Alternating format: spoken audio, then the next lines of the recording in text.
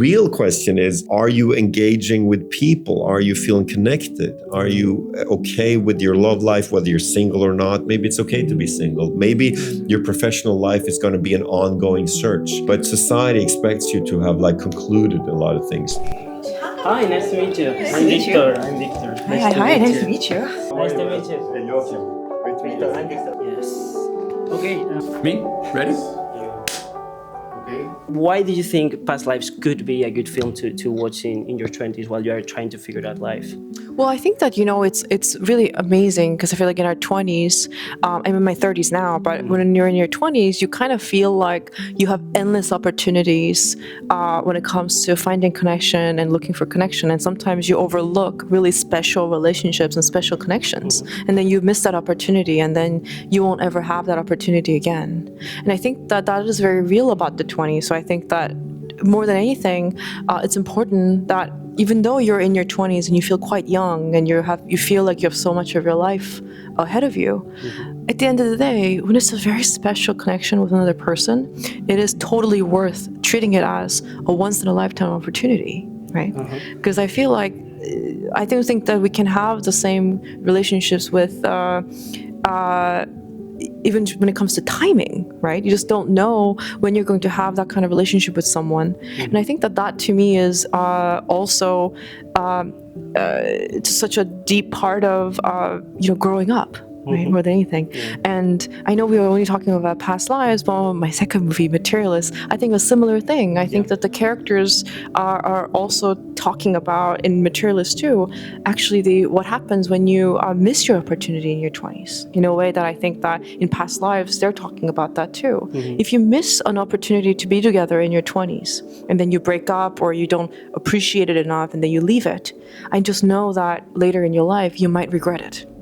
The Worst Person in the World is very much about the transition from, very often, at least I felt like in your early and mid 20s, you think that you have infinite time to figure out things. And then by like turning 30, I remember my 30th birthday very well, feeling that, and this is like ironic, now I'm 50 and I laugh at a 30-year-old feeling old, but I felt very old at 30. I must say, I'm 29.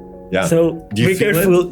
I'm starting to feel it. No, but it's like the first year transition, at least I felt, where you're not celebrating getting older. It's kind of cool to become 21. Yes. Wow, I'm an adult. I have freedom. I can live my life. 25, yeah, I'm doing it.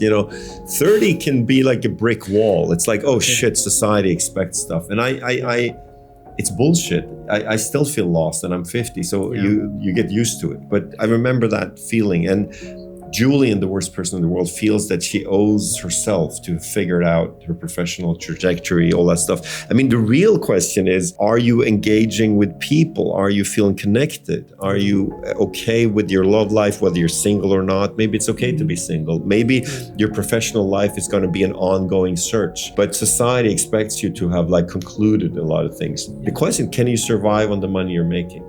If you can, fuck it, then you're good. Yes. Like the idea of career and everything is overvalued sometimes. But here we are, So I think The Worst Person in the World is trying to negotiate, at least for a young woman, the pressure of society to find a partner, to have a kid. I mean, and the ambivalence of that.